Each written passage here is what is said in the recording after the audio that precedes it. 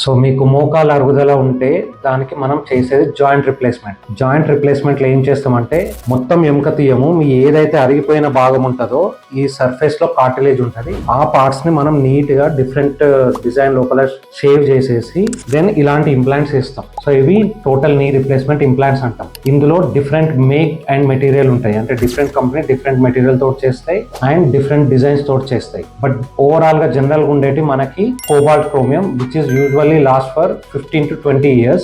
Then young patients, if you are less than 60, usually we advise you to go for either oxenium or gold coated implants. So oxenium లో మనకు femur అనేది ఎక్కువ black colour ఉంటుంది, or gold coated implants. Recent days there is also ceramic coated implants, but we are not using much.